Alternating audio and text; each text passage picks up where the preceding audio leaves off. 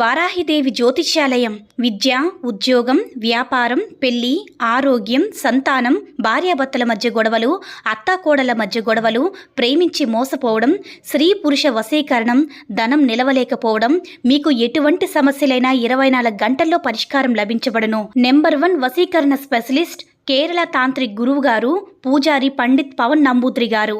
Phone number 9043637512. ఓం శ్రీ మాత్రే నమః. ఓం శ్రీ వారాహిదేవి నమః. అమ్మవారి భక్తులందరూ కూడా నమస్కారం అండి. అమ్మవారి ఆశీర్వాదంతో, ఆ తల్లి చల్లని చూపుతో అందరూ కూడా సుఖంగా, సంతోషంగా, అష్టైశ్వర్య, ఆరోగ్య, అభివృద్ధితో ఉండాలని మనస్ఫూర్తిగా కోరుకుంటూ ఈరోజు ఈ వీడియోని మొదలు పెడుతున్నాను. ఈరోజు వీడియో ఏంటంటే, ఎప్పుడు కూడా మనం ప్రతిరోజు కూడా ఉదయాన్నే లేవగానే చక్కగా మనం దేవుడి ఫోటో చూడడం కానివ్వండి, లేదంటే మన చేతులను రుద్దుకుంటూ మన కళ్ళకు అద్దుకొని అమ్మవారిని తలుచుకొని మన చేతిలో చూసుకుంటే కనుక చాలా మంచి జరుగుతుందని మన పెద్దవాళ్ళు చెప్తూ ఉంటారు.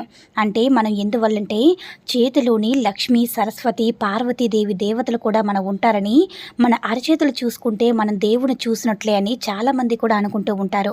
ఇది అక్షరాల నిజమండి.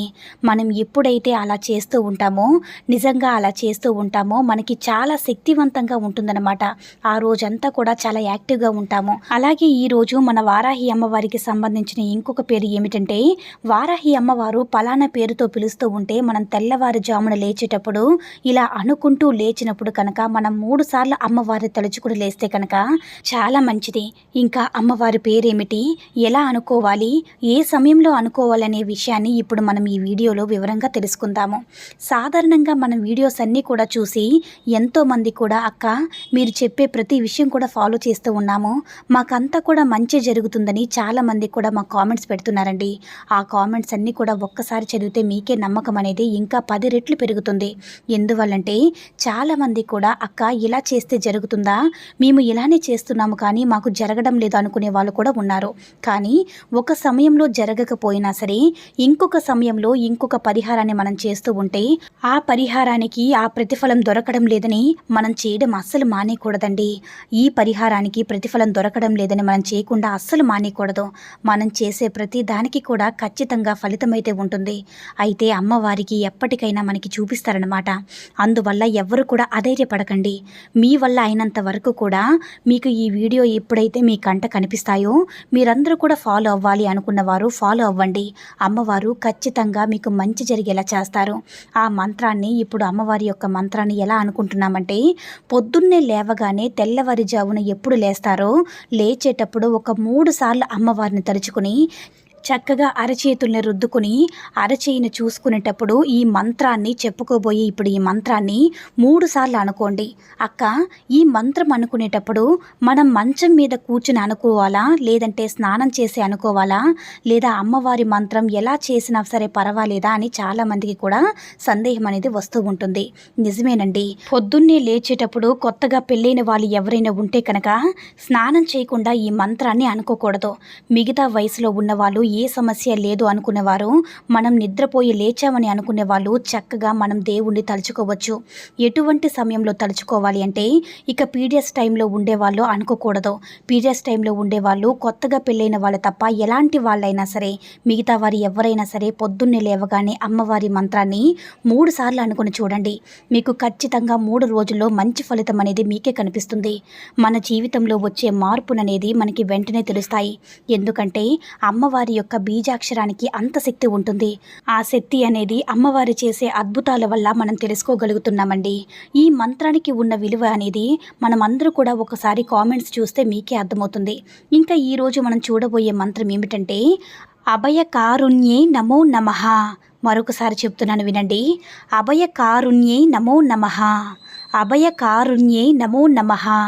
అభయకారుణ్యే నమో నమః అనే మంత్రాన్ని మీరు తెల్లవారి లేవగానే సరే అమ్మవారి వారాహి అమ్మవారిని మనసులో తలుచుకొని మీ అరచేతులను రుద్దుకుంటూ, మీ అరచేతులను చూసుకుంటూ ఈ మంత్రాన్ని కనుక మీరు జపించారంటే మీకు ఎలాంటి అనుకున్న పని ఏదైనా సరే తక్షణమే అమ్మవారు జరిపించడానికి ఎప్పుడు కూడా మీకు తోడుగా ఉంటారు. అంతేకాకుండా మనం ఏదైనా సరే అనుకున్న దానికన్నా ఊహించని ఫలితాల్ని, అంటే మనం ఒక పని అనుకున్నామంటే ఆ పని మనకి ఇంతే ఫలితం వస్తుందని మనం ఎదురు చూస్తూ ఉంటాము. కానీ ఈ మంత్రం అనుకుంటే 10 రెట్లు ఫలితాలు అమ్మవారు మనకిస్తారు. అయితే ఇది ఒక 3 సార్లు ఇలా మనము 3 రోజులు ఒక్కసారి మీరు అలా అనుకుని చూడండి. కనీసం 3 సార్లైనా సరే అనుకోవాలి.